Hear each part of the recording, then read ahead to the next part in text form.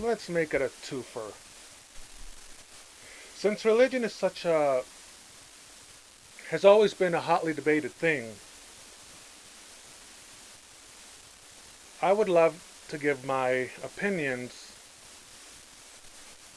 on my experiences as an agnostic.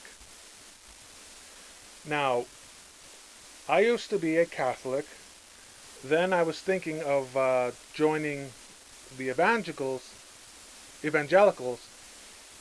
but I decided to go with the Mormons, even to the point where I went and baptized as a Mormon.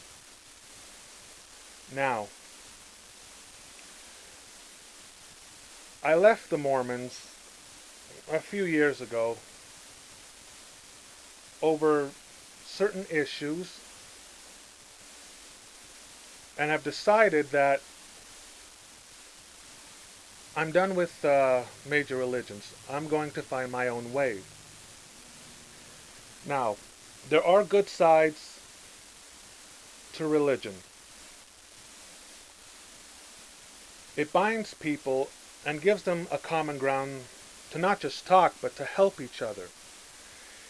It it promotes family, and all religions, whether they're monotheistic or polytheistic, do this. And let's face it, be it religion or culture, people tend to help their own. But there are but I find there are far more downsides to a religion. One of them is racism. Years ago, there was this black, and I'm not talking American, but someone from Africa. He really wanted to be a rabbi. He really wanted to convert to Judaism. But when he sent his request to Israel, he was denied. Now, if you're trying to get new converts, which every religion tries to do, why would you want to make race an issue? Now, this was, and the Catholics used to do this too, among other Christians. Well, you're an indigenous, or you're black, or you're Asian. You can't be in this group.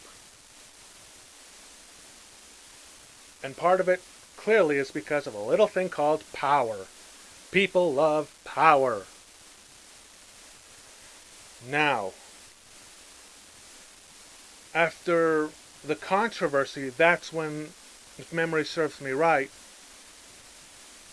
he finally got a chance to not just convert, but to be a rabbi. Why should it have to take controversy for a religion to expand? If anything, it would have made it might bring more asses to the seats. Basically, the ancient Muslims had it right in that they accepted everyone,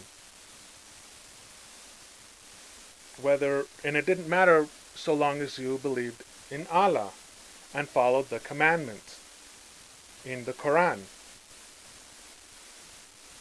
Now, I have a whole slew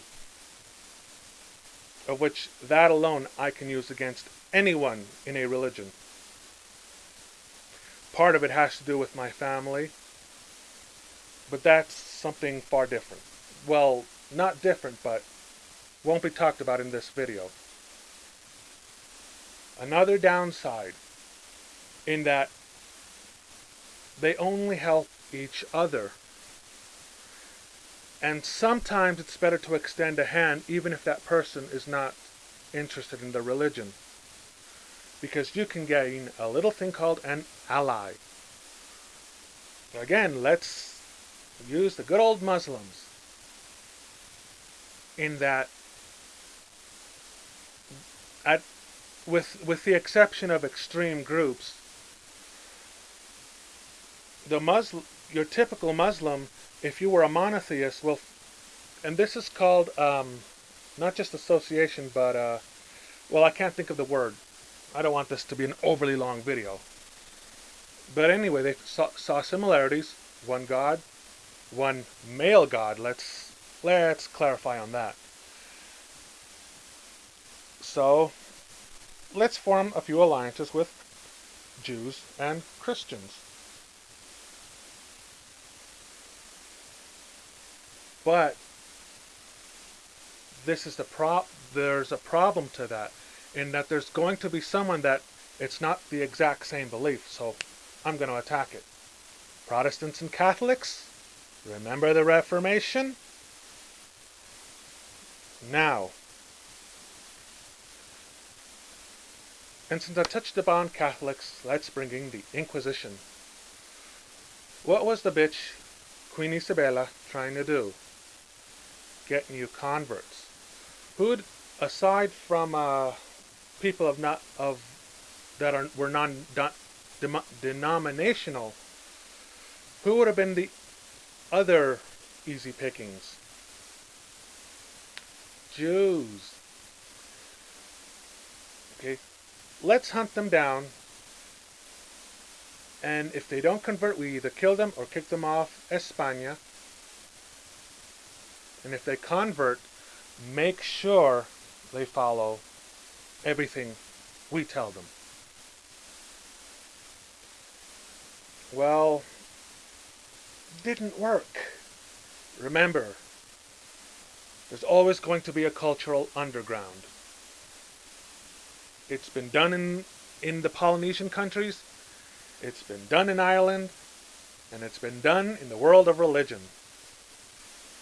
That's part of the reason why the Crusades was a spectacular failure on the side of the Christians. That's why jihads are really spectacular failures with suicide bombers. Now,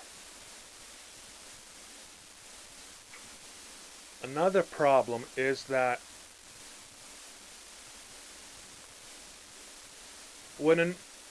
the difference between cults and religion really is how many people follow.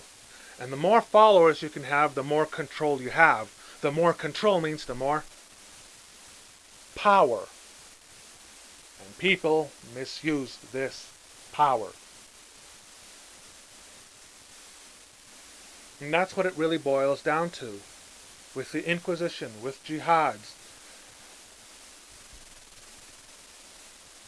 with basically, another great example of this is in the Old Testament, and I believe it's the Kabbalah, that states that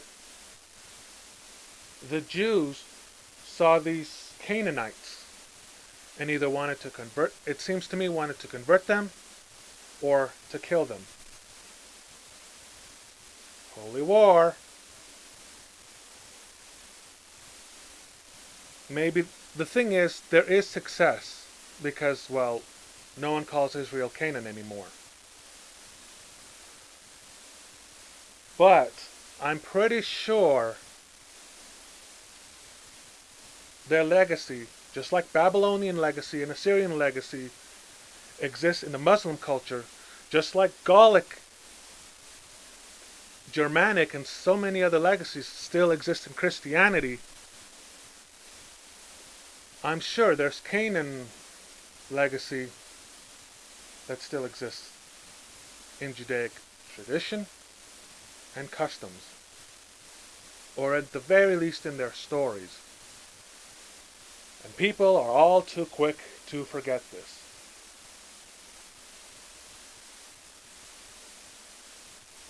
I've said this many times. Know your history. Know where you came from. It is important as an individual and as a group, because it shows you where you were versus where you are. But it can also teach you that little important thing called tolerance. And the minute you become intolerant is the minute I'm out. This is part 1.